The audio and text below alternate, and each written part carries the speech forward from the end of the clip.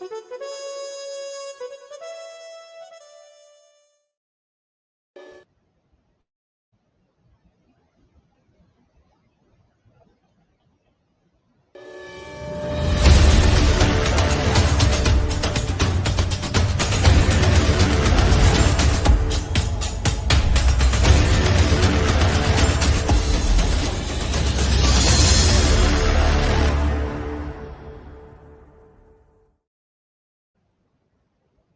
morning.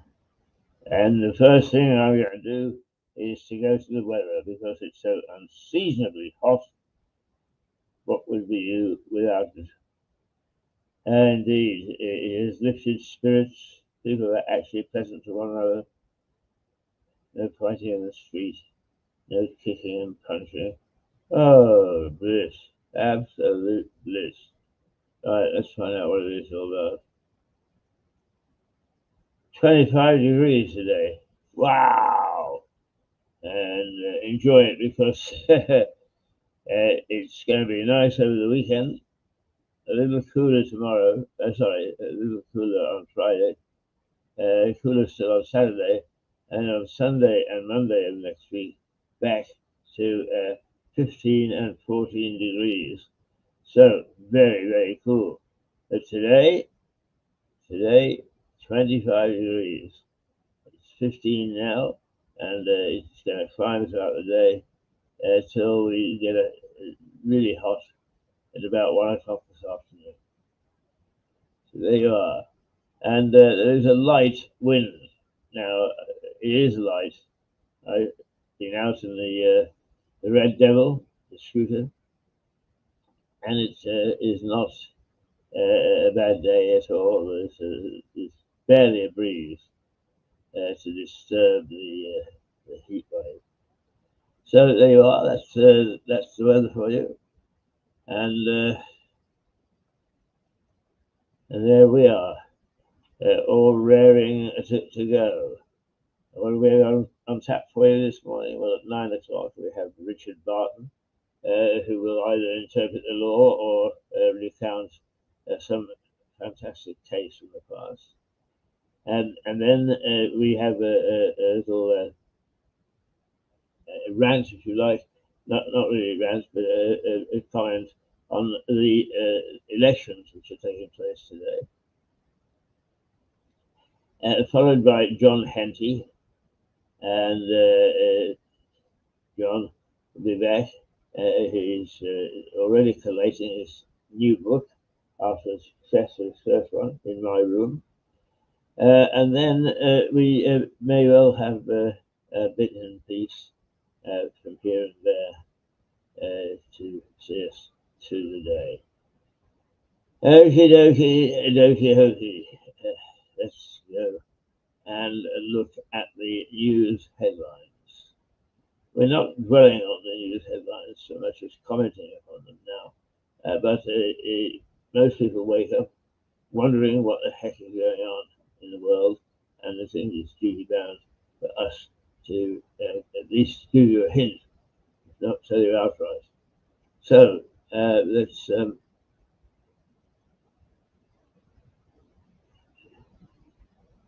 take a look at the front page of the paper.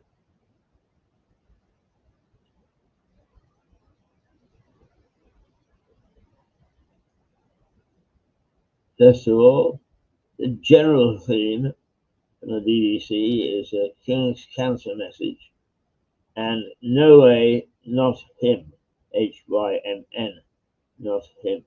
Those are the two enigmatic headlines. There's a picture of Prince Charles on the front cover chatting to some people in fine form. He's got a drink in his hand. Knowing what I do about the royals' drinking habits, probably is tonic water. Not that they really, on the contrary, but they're always very careful in public because the magic of the royalty must be maintained. We go to the Metro, first of all. The King's Cancer message of hope.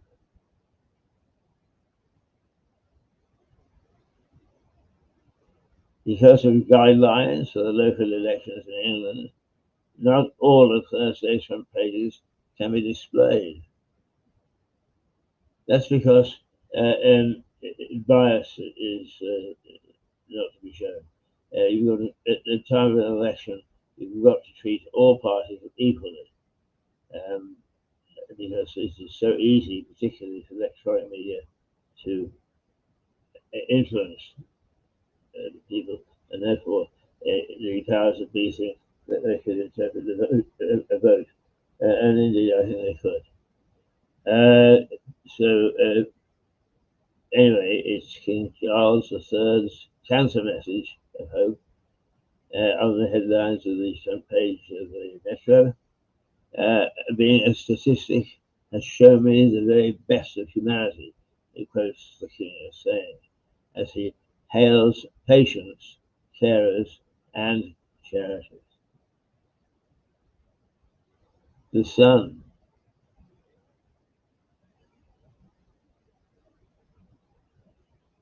King, my rebellious hope.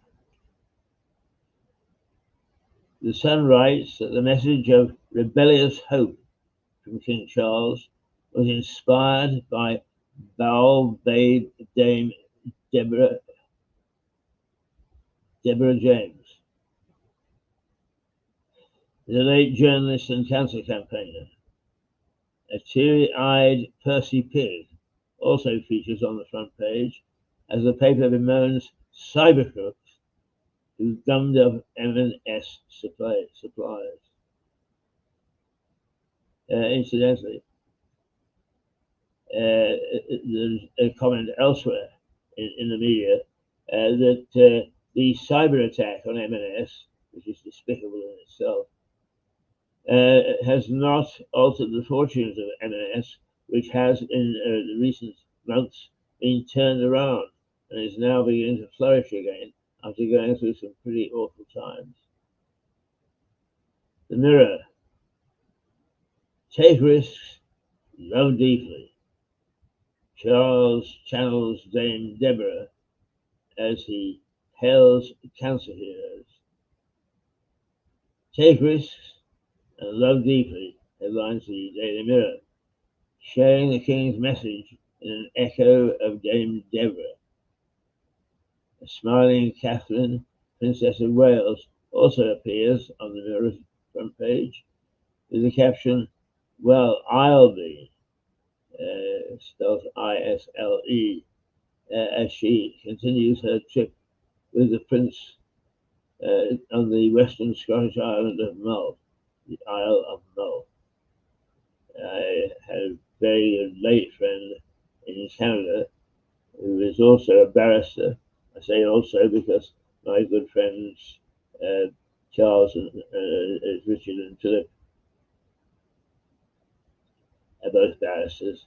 I seem to be attracted to that profession, and certainly the people that I have met and who got to know have been people of some considerable merit, some considerable worth. But anyway, take risks and love deeply is the Daily Mirror is quoting, and a smiling Catherine, Princess of Wales, also appears on the Mirror's front page with the caption, "Well, I'll be," as I said, as she continues her trip with the Prince on the western Scottish island of Mull. And the reason that I started to tell you about my friends who are barristers is Charles McLean was the chap's name, and he was a barrister on the far-flung coast of British Columbia in western Canada, 8,000 miles away. But he was larger than life, and he was an incredible character who was as happy in front of a jury as he was sitting on the bench. And a very, very interesting man. But why am I talking about him? Because he was born on the Isle of Mull. people are born on the Isle of Mull, and Charlie was one of them. And whenever I see the Isle of Mull, it evokes very, very pleasant memories for me.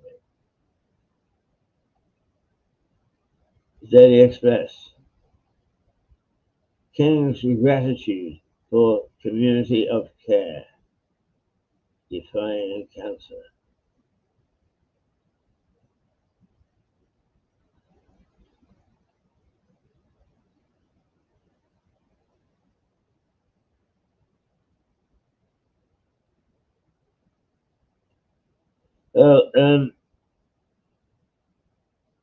The Daily Express shows a picture of Charles holding hands with a patient at University College Hospital in London, which accompanies the story. And they're all feel-good stories so far. Limitations on what can be shown because of the elections. We'll come to the elections in a little while. The Daily Star.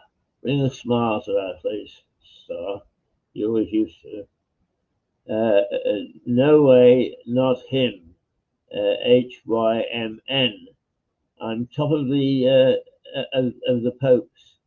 You can't be Pope, you dope Don. This is also, all, of course, to do with the election of a new Pope, which is taking place at the moment. Donald Trump joked this week that he would like to be Pope when asked by reporters whom he would like to see as the new head of state of the Roman Catholic Church. No way, not him. Puns the Star.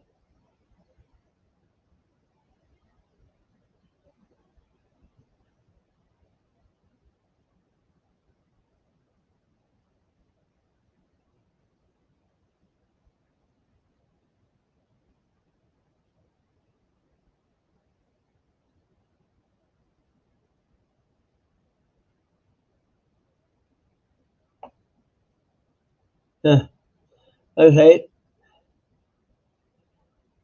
So limited papers this week or today because of the election, which is taking place in most parts of the United States. It is not in our part of East Sussex because we are out of kilter. Our election takes place next year. And why we're out of kilter, I don't know. I haven't quite determined. But we are, and that's the way it is. Well, here I am. I'm still here. Yes. Touch wood. And here we do for the on and off the next hour. I sort of host this show, although there is no host as such. It is a little bit and piece. What do we plan to do with it? Well, as you know, we took some time off to get our act together and sort things out, and we are sorting things out very nicely, I have to say. We are very much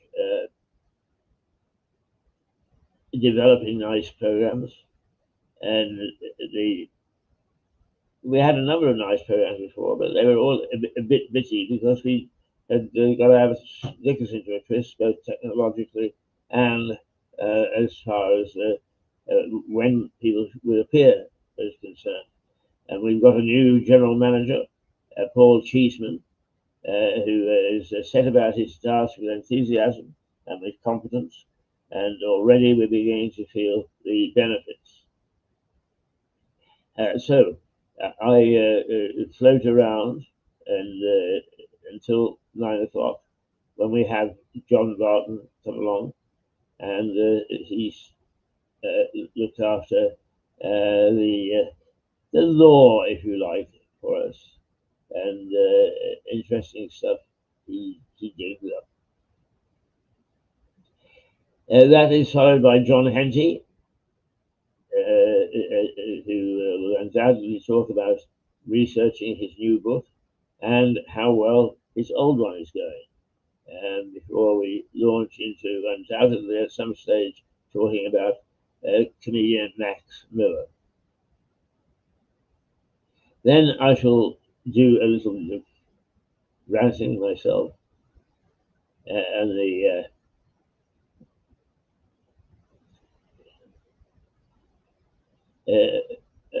about the election as such.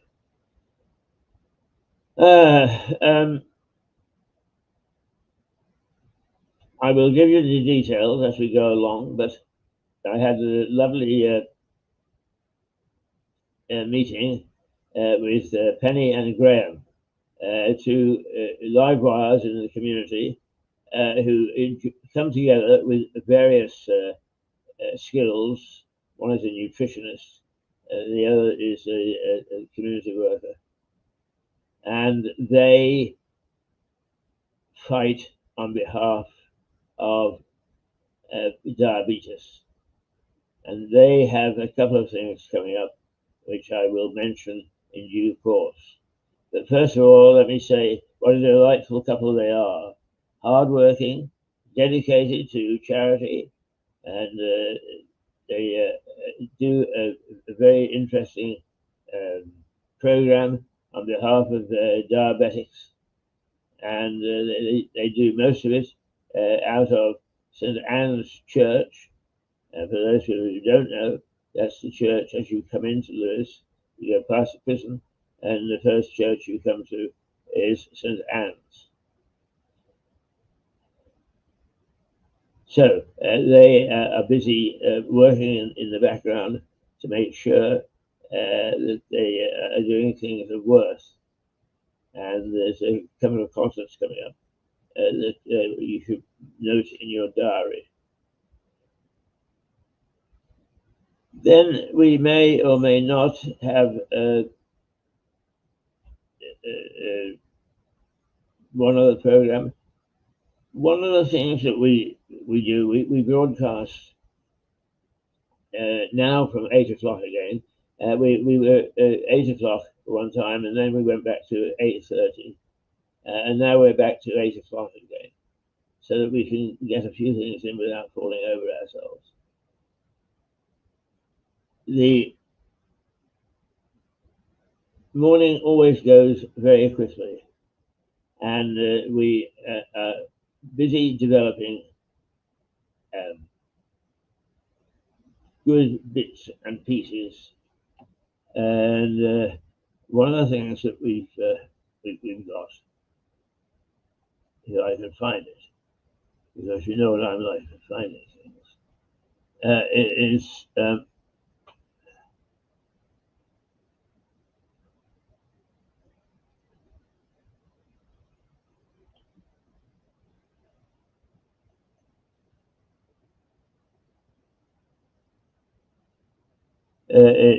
that we are doing more and more with AI. Now, we have reservations here just how useful AI will be. I mean, I don't think we should put mankind should put all his eggs in one basket.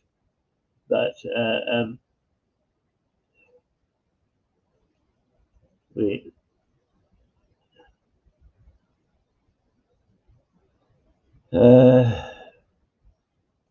we do have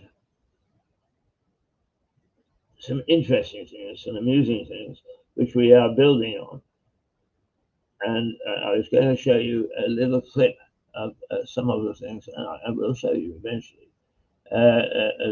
Little things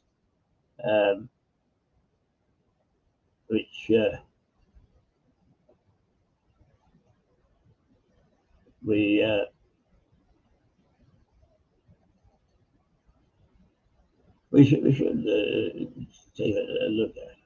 Now, I think we've got it. Yes, here is the sort of thing that we are up to, and John Prideaux does in discussion with us.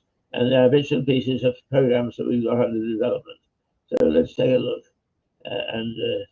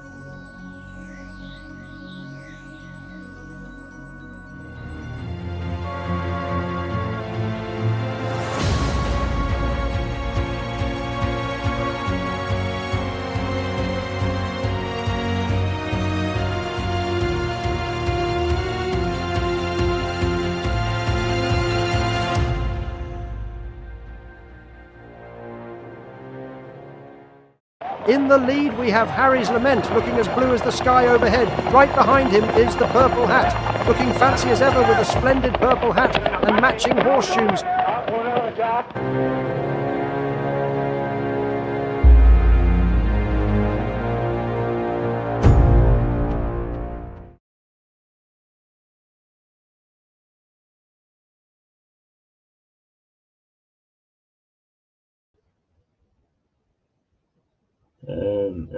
Yeah.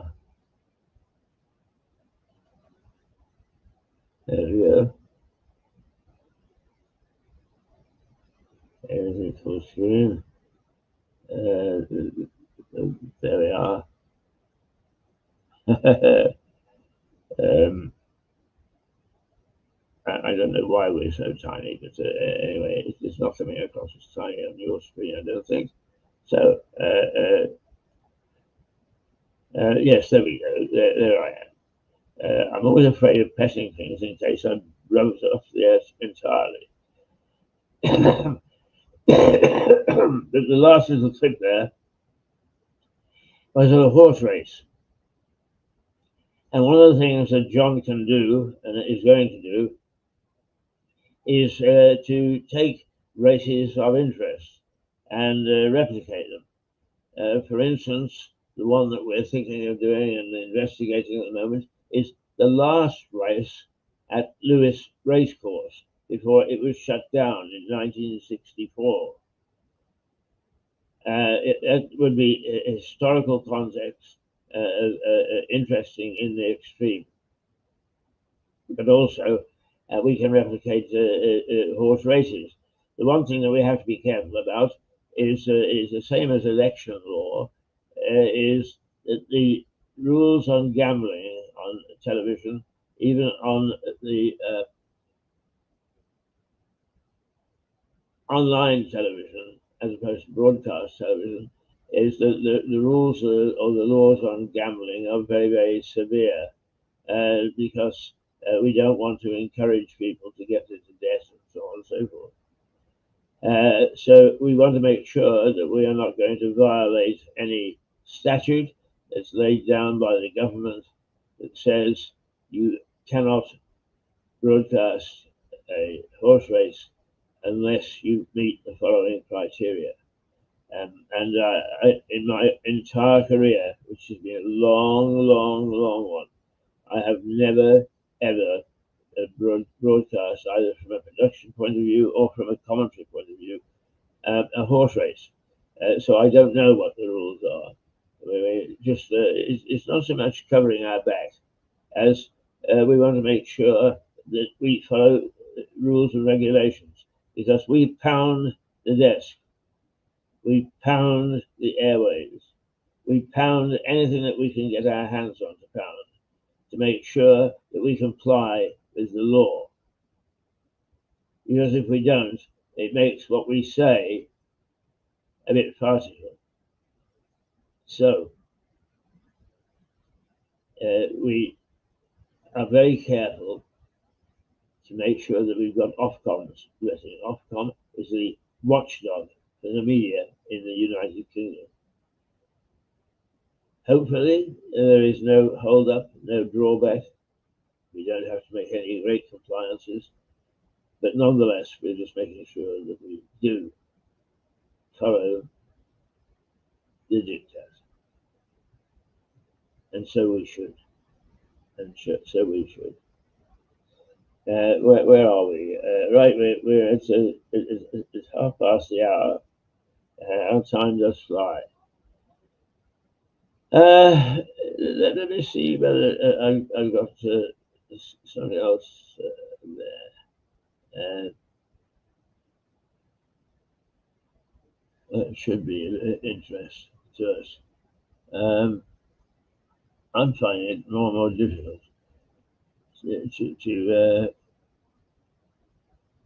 to see. I must confess, my eyes are not all that they might be. But let's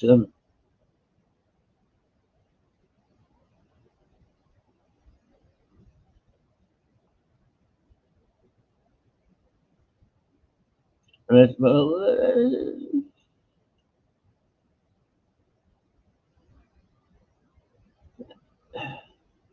I'm going to play you an advert because it's not widely known that we made adverts. We made some nice little adverts. But this one is of a hairdresser that is now closed.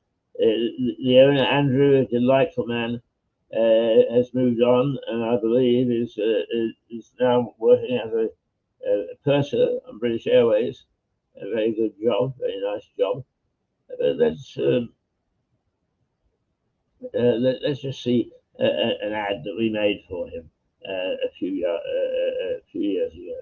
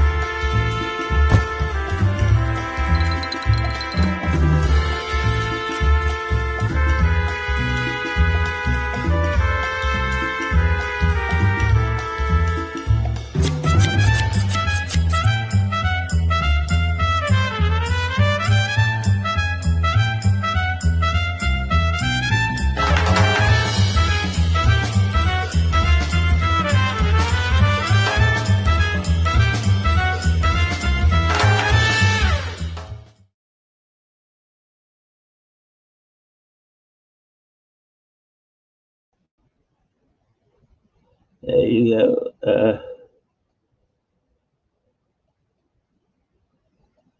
Yes, we're back. We're back. Andrew is a very, very nice chap. I must say that I'm very fortunate because now, since he closed his doors and moved on to a new stage in his life, I went and discovered Duncan on Station Street, and Duncan is equally an interesting and nice chap, and he goes off on holidays regularly in Slovenia. Now, I know the Balkans reasonably well. I don't know Slovenia as well as I know some of the other countries, but it is not a place that one would think in terms of holidays. Although prior to the Glasnost and Yugoslavia splitting up into its disparate parts, there was something that was called Yugo tours, and would offer holidays in what was then called Yugoslavia, and not the 6, 7 individual countries that there are now. But of course, the scenery doesn't change. It's just how they treat it. And quietly, people in the Balkans, the area is known as the Balkans, are getting on with it and developing a rather nice tourist industry. And while I was there, and I lived there for a while, while I was there, the facilities and the way that things were looked after were being very nicely developed. Thank you very much. Indeed, they were. Right? Is there anything else that perhaps I should be paying attention to? I think probably the esoteric. I'm not sure. I'm a little loath. This is something that came out of the very, very original Mirador when it first got going, and that's almost 10 years ago. In fact, it was 10 years ago. Let's just take a quick look at this one. Sorry.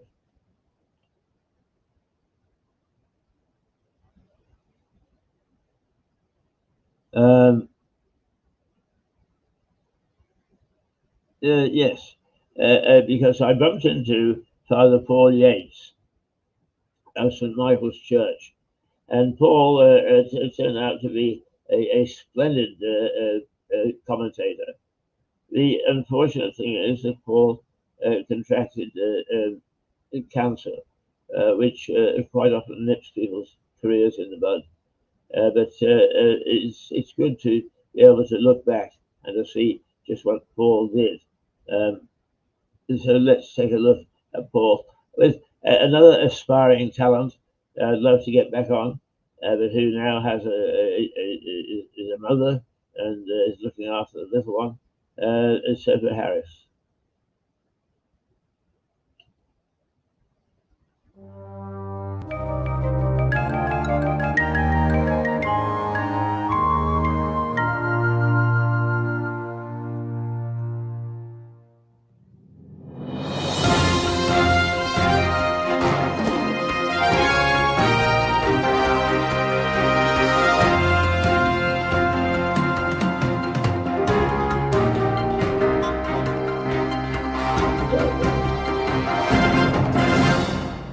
Now, Spotlight, the South Downs TV news review of the week with Sophie Harris and Paul Yates. Anger in Lewis is rising as the closure of Lewis Post Office still looms. A people's protest tries to stop it. Network Express has a record number of exhibitors in its March trade show, Expo Lewis.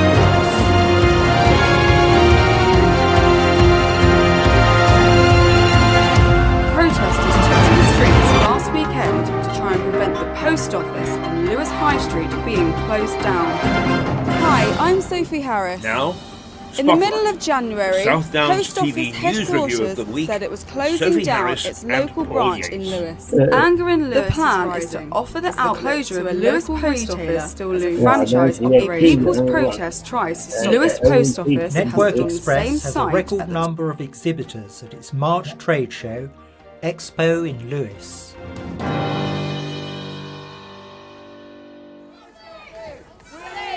Protesters took to the streets last weekend to try and prevent the post office on Lewis High Street being closed down. Hi, I'm Sophie Harris.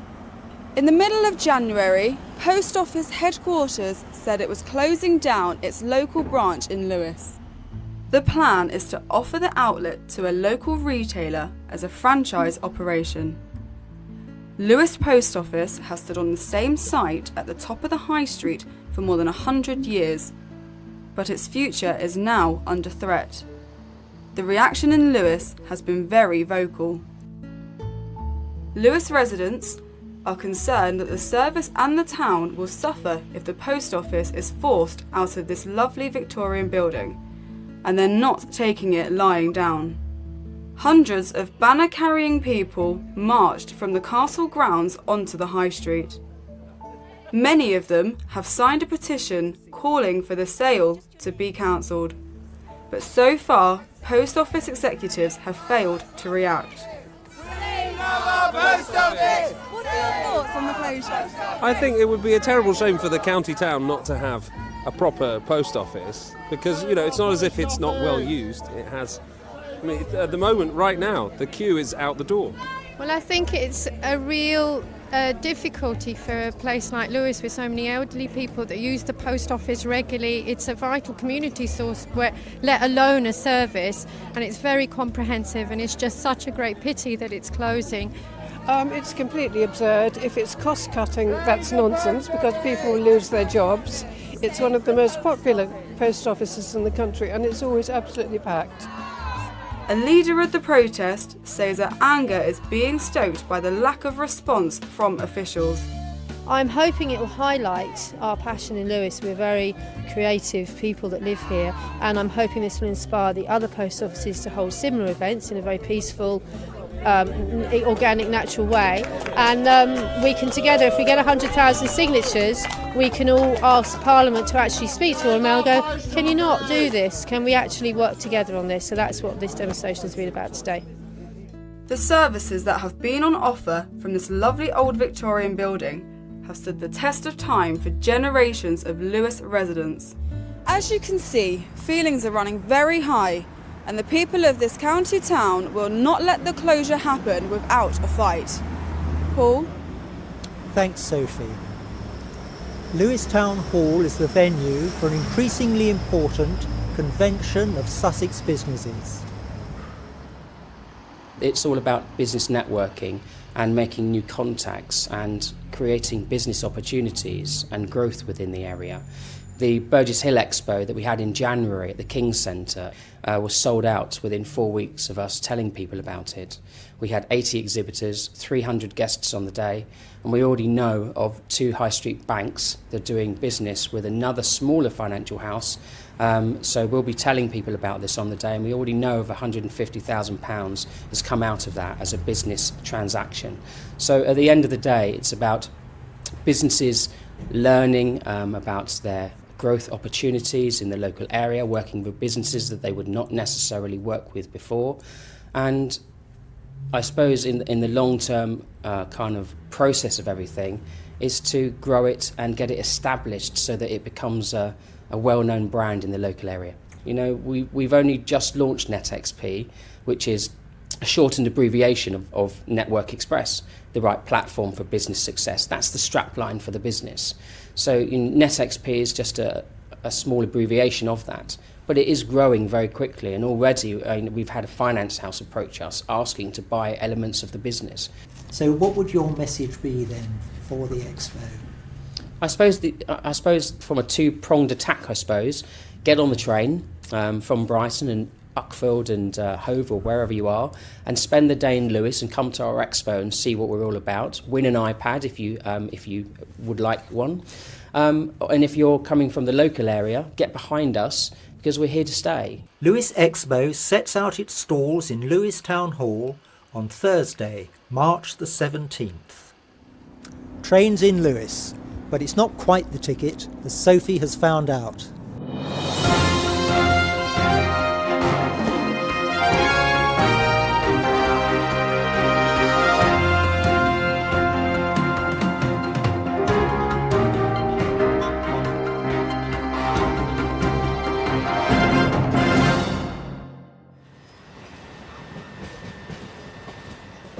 Ticket offices at a number of train stations are threatened with closure. Southern Rail say that Falmouth and Polegate counters will be closed. Later, Lewes Station will only be open from 7 in the morning until 10 o'clock. Train officials say they plan to re-educate passengers into using ticket machines and Oyster cards. The main rail workers union, RMT, are fighting the closures, but Southern Rail says that already a majority of its passengers get prepaid tickets. The first set of ticket closures could be as early as June, but whole-scale closures will have to be approved by the Department of Transport after public consultation. Late trains are always a talking point, but also, of course, is the weather.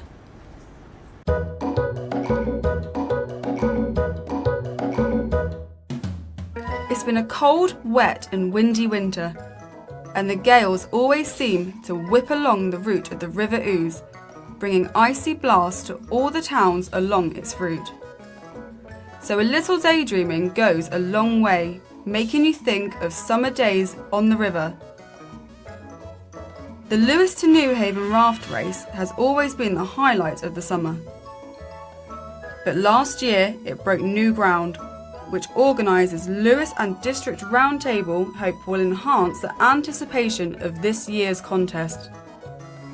About a dozen gaily decorated homemade rafts took part, and last year was the 40th anniversary of those colourful races which started in 1975. Also, last year was the first time the rafts went through the town, starting by Tesco and plying their way through the town centre to Newhaven Marina. The race was the centrepiece of a regatta, the first regatta to be held on the Ouse in 100 years. Crews get pelted with eggs, flour and other squirty, disgusting missiles, but take it all in good part.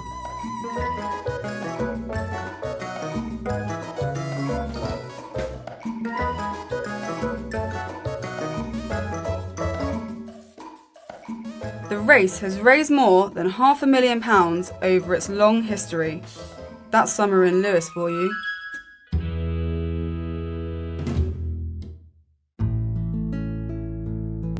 Locals in Ripe have staged their own protest to keep the village pub, the Lamb, from closing down. The ancient inn is under threat of demolition to make space for houses. Despite an £80,000 investment from brewers Shepherd's Neame, the pub has ceased to be financially viable. Events coming up. A recruitment fair for digital students is on the 16th of March at South Downs College. The Community Land Trust recruitment meeting took place at St John's Sub Castro on March the 2nd. New plans now in the works. Sunday, May the 8th in Newhaven, there'll be a clean air 5-kilometre race in response to recently exposed dangers of nitrogen dioxide in the atmosphere. And finally, members of the Skates House presented a petition to Lewes District Council urging a rethink on the demolition of their skateboarding facility, presently now in North Street. That's it for this week. Join us again next week for a further update on what's happening in and around Lewes. Have you brought the skateboard, Paul? No, I thought you'd got it. Oh well.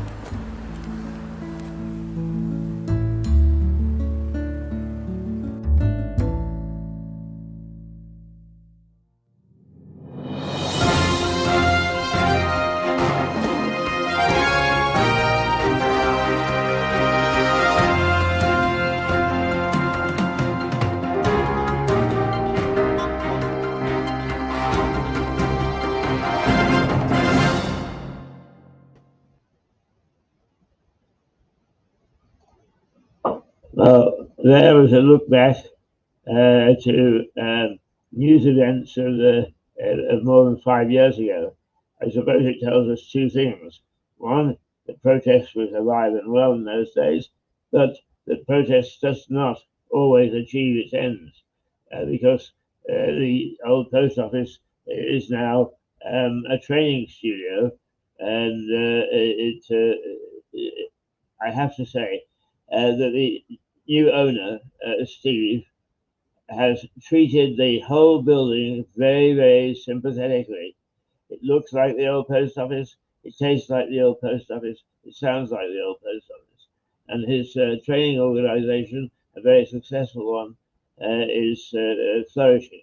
So it's all bad, but it is not a post office. And that the protest failed to change. Let me now tell you about the two events which I mentioned earlier. First of all, the efforts to restore St Anne's historic flint wall. Lewes, of course, is full of flint walls, from the Twittons, that is the narrow little lanes that connect the high street with the outer streets, down to churches and the historic buildings. They are made from flint, and flint does deteriorate, unfortunately. So there is an informal fundraising launch event at St Anne's Church in Lewes with Philip Griffiths, who is the Guinness World Record holder of This Is My Story, This Is My Song, from a mid-Wales farm to London's West End, and the bits in between. Music that inspired and performed. He said, entrance is free. All donations to the appeal include a CD of Philip. There will be an interval when refreshments will be available, and a question and answer at the end of the evening. That's on Friday, the 9th of May, 2025, an evening with Philip Griffiths. And it's on behalf of support the save the historic Flint Wall. The other one is a motivational drop-in group for those with type 2 diabetes. where the Quaker Meeting House is a venue in Friars Walk for these meetings, which take place on Mondays at 10:30 to 11:45. Any questions you've got about the disease, which is becoming as widespread as cancer by a little things, you can ask, and we'll get a reasonable answer. Join the organisers for an informal chat and a cup of tea or coffee. No cakes or biscuits, I'm sorry, it's on behalf of diabetes. Aim is to help you take control of your blood glucose and reverse your diagnosis of type 2 diabetes. The group's aim is to help sufferers to take control of their blood glucose and reverse their diagnosis.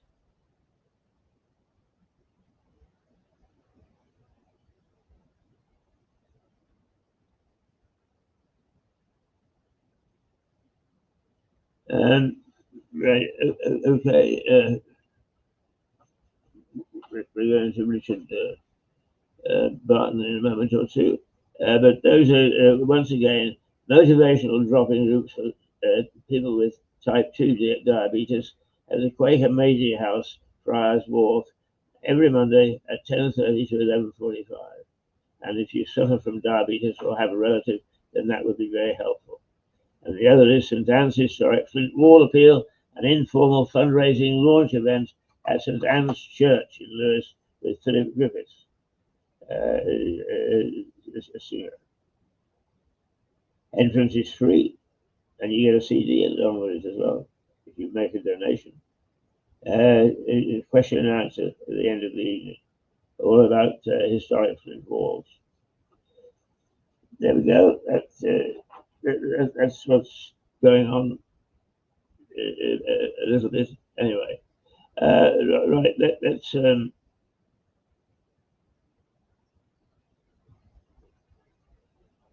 I think what we will do is we will take a very short break because inviting people here is very clumsy, and it's been pointed out to us that we shouldn't be really showing the clumsy bits. Ha ha ha ha ha ha ha ha.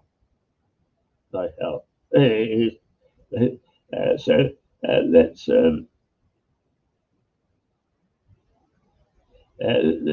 say two little pictures for a minute or two, and we'll be back with Richard in just a moment or two. Here we go. Two little clip.